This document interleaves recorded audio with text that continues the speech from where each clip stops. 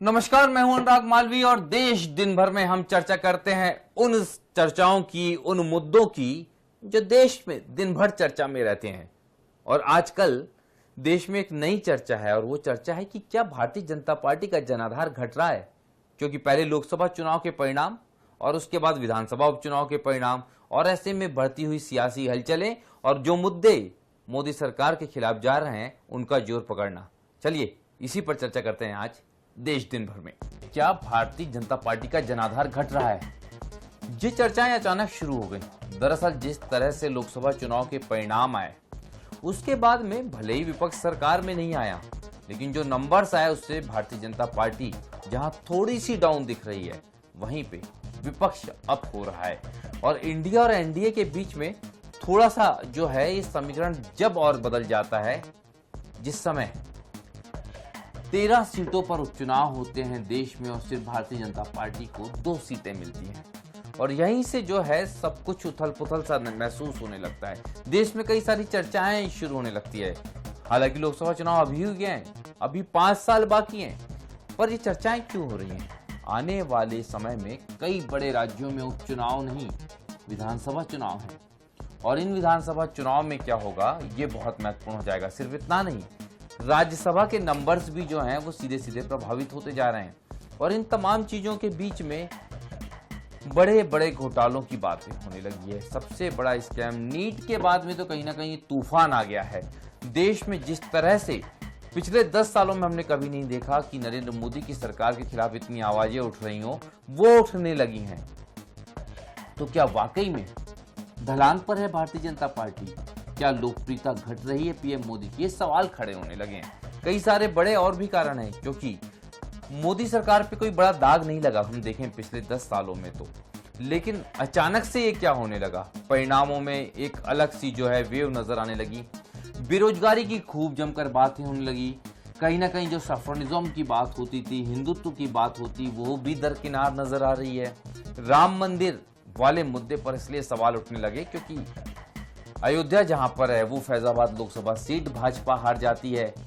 अब इन तमाम उलझनों के बीच में बहुत सारी ऐसी बातें हैं जो गौर करने लायक हैं।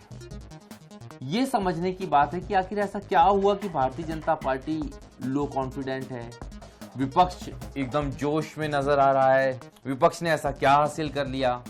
असल में बात माहौल की होती है और बात इस बात की होती है कि कहीं ना कहीं अति आत्मविश्वास आपके लिए घातक सिद्ध होता है। और ऐसा खुद भाजपा की बैकबोन के सर्वे सर्वा यानी कि संघ प्रमुख मोहन भागवत भी कह चुके हैं।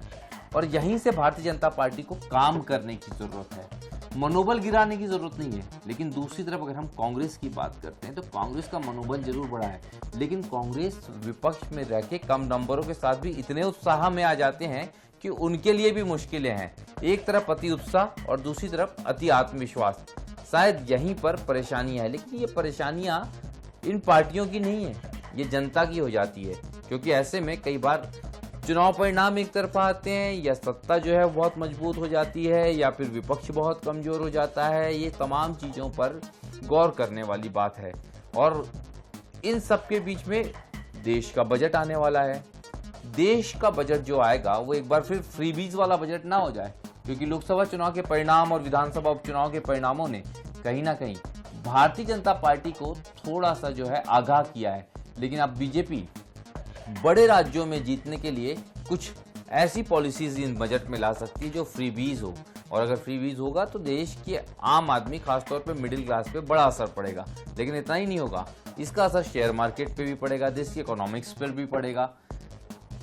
पर ये जरूर बात सामने आएगी इन तमाम समीकरणों के बीच में, वो ये अगर इस तरह का बजट आता है तो भारतीय जनता पार्टी का आत्मविश्वास घटा है।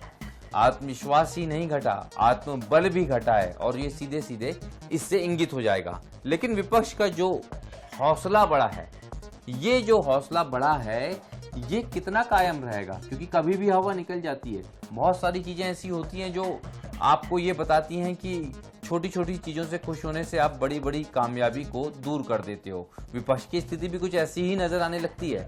तो इस समय जरूरत है, चाहे सत्ता पक्ष हो या विपक्ष, इनको अपने ऊपर काम करने की। लेकिन हम इस पर चिंता इसलिए जता रहे हैं क्योंकि इन सब परिस्थितियों का सीधा सीधा असर मिडिल क्लास पर पड़ता है। डायरेक्ट या शॉर्टकट्स जो हैं वो दोनों ही पक्ष निकालते हैं, एनडीए हो इंडिया हो, एनडीए कितने दिन एक साथ रहेगा, जो नया गठबंधन है, या इंडिया कितने दिन एक साथ रहेगा, ये तमाम चीजें अलग हैं। लेकिन सबसे महत्वपूर्ण बात है कि जिस भारतीय जनता पार्टी के संदर्भ में ये कहा जा रहा था कि अगले 2-3 दशकों तक के वो एक तरफा राज करेगी, वो तस्वीर नजर नहीं आती। दूसरी तरफ जिस कांग्रेस के बारे में ये कहा जा रहा था कि इस देश को कांग्रेस मुक्त भारत बना दिया जाएगा, वो कहीं पर भी नजर नहीं आ रहा। दोनों के पास संभावनाएं अब समान हो गई है और इन समान संभावनाओं के साथ जो बेहतर तरीके से आगे बढ़ेगा, शायद अगले 1 दशक तक राज उसका ही होगा। नमस्कार, धन्यवाद।